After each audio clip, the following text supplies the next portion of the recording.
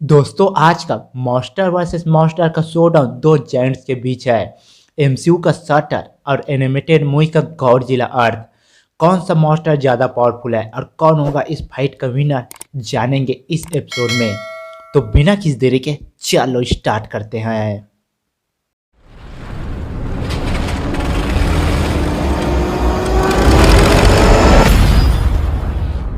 Let them fight.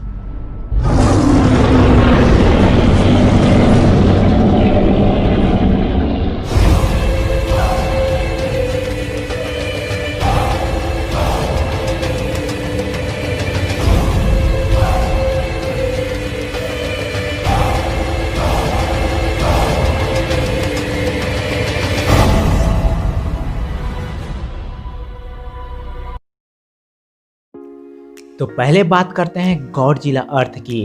Godzilla अर्थ हमें 3 animated movie में दिख चुका है, जो अब तक का सबसे बड़ा गॉडजिला है, जो 1040 फीट लंबा है और 1 लाख टन भारी है। ओरिजिन गॉडजिला अर्थ की ओरिजिन दूसरे गॉडजिला की तरह है, लेकिन इस गॉडजिला की कुछ बातें दूसरे गॉडजिला से अलग बनाती है। गॉडजिला अर्थ न्यूक्लियर रेडिएशन और नेचुरल रेडिएशन के कारण म्यूटेट हो गया है और इस गॉडजिला ने पूरे अर्थ को अपना घर बना लिया है, जो कि इस गॉडजिला की कहानी शुरू होती है 1999 से, जब दुनिया भर के मॉन्स्टर बाहर आकर तबाही मचाने लगते हैं, बिल्कुल Godzilla king of the monster movie की तरह। लेकिन इसमें गॉडजिला अर्थ को बचाता नहीं, बल्कि वह इसमें शामिल रहता है। इस कारण लोगों को अर्थ छोड़कर जाना पड़ता है। 20 सालों तक अर्थ जैसे प्लैनेट ढूंढते ढूंढते 11 प्रकाश वर्ष दूर चले जाते हैं। अर्थ जैसे प्लैनेट न मिलने के कारण अर्थ में वार्म होल के जरिए वापस आते हैं। तब अर्थ के लिए 10,000 साल गुजर जाता है। तब अर्थ पहले जैसे नहीं रहता, जो बदल चुका था एक मॉन्स्टर प्लैनेट में, जहां गॉडजिला अर्थ जैसे कई जीव पैदा हो गए थे, जहां पेड़ पौधे भी मेटल की तरह मजबूत हो जाते हैं, क्योंकि गॉडजिला अर्थ के हिसाब से अपने आप को ढाल नहीं लेता, बल्कि अर्थ गॉडजिला के वातावरण के अनुसार अपने आप को बदल लेती है। यानी कि अर्थ के हर एक पेड़ पौधे में गॉडजिला का डीएनए होता है, जिसके कारण गॉडजिला पहले से बहुत बड़ा और पावरफुल हो जाता है। तब के समय को कहा जाता है 2030, और इसी समय गॉडजिला अर्थ ओडो आइलैंड में दिखाई देता है। Powers and abilities.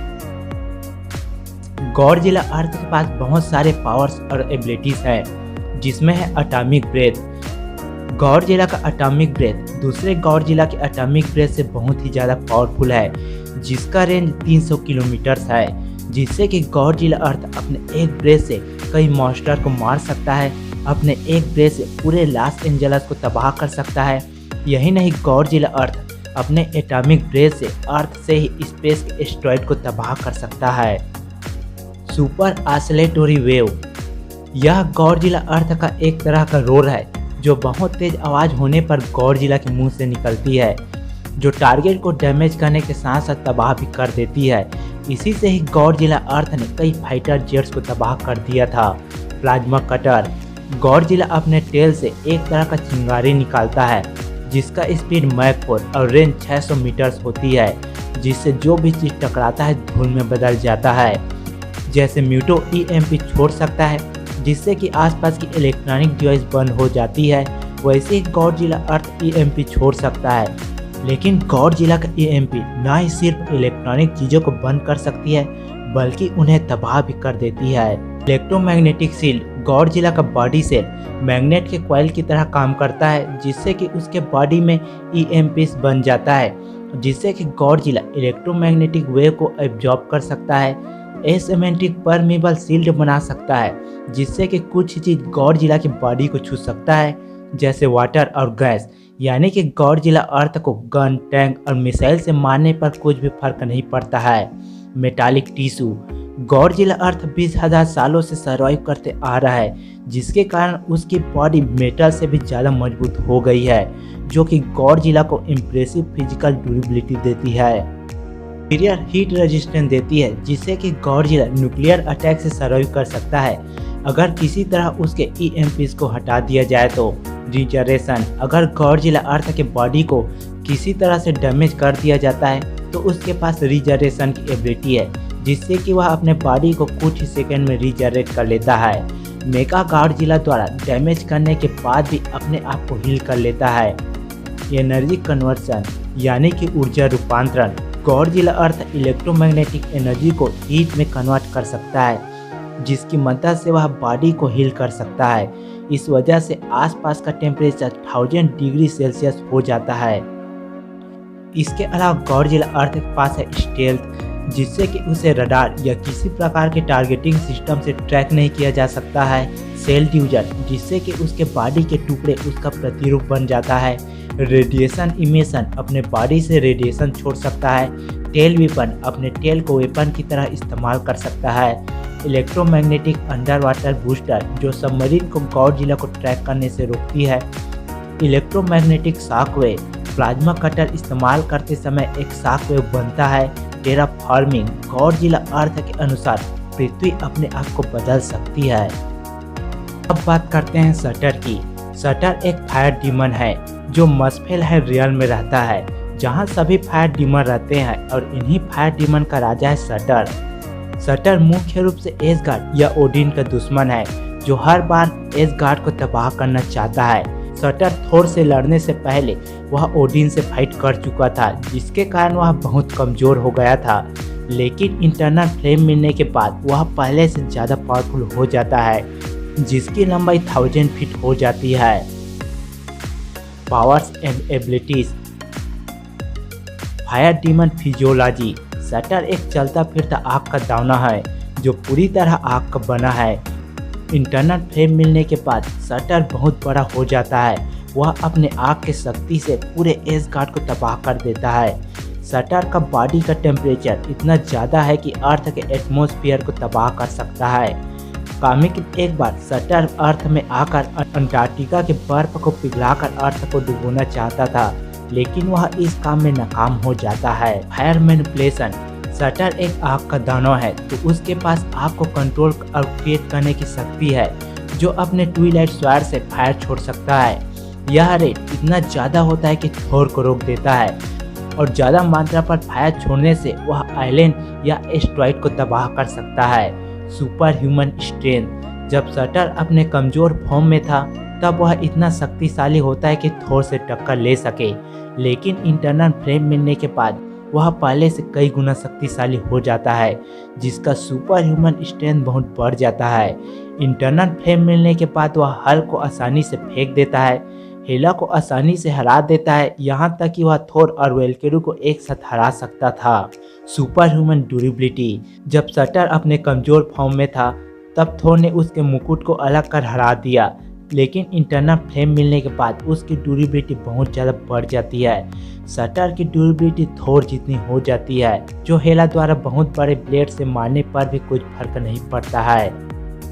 Super human stamina. Shutter एक दानव है जो महीना नहीं बल्कि कई सालों तक फाइट कर सकता है, जिसके कारण उसे हराना और भी मुश्किल हो जाता है। Expert swordsman. शटर के पास ट्विलाइट स्वॉर्ड है, जिसके जरिए वह फायर छोड़ सकता है, और यह स्वॉर्ड छोटा या बड़ा हो सकता है। यह स्वॉर्ड इतना पावरफुल है कि इसके जरिए शटर ने पूरे एसगार्ड को तबाह कर दिया था। इमोर्टलिटी। शटर को कॉमिक में इमोर्टल बताया गया है, वही मूवी में शटर को इमोर्टल दिखाया गया है, जिसे मारा नहीं जा सकता, लेकिन शटर को हराया जा सकता है। शटर के मुकुट को अलग कर उसे हराया जा सकता है। शटर एमसीयू का अब तक का सबसे बड़ा जॉइंट है, वहीं गॉडजिला अर्थ अब तक का मोस्ट पावरफुल गॉडजिला है, जिसके सामने लेजेंडरी गॉडजिला भी फीका है। गॉडजिला अर्थ 1043 फीट लंबा है और शटर 1000 फीट लंबा है, यानी कि एक और दो जाइंट के बीच है, तो इसमें कोई जीते न जीते अर्थ जरूर तबाह हो जाएगा। तो पहले कंपैरिजन करते हैं दोनों की एबिलिटीज की। गॉडजिला अर्थ के पास है atomic breath, super oscillatory wave, plasma cutter, electromagnetic wave, electromagnetic shield, metallic tissue, regeneration, stealth, radiation emission, tail weapon, electromagnetic under water booster और टेराफॉर्मिंग।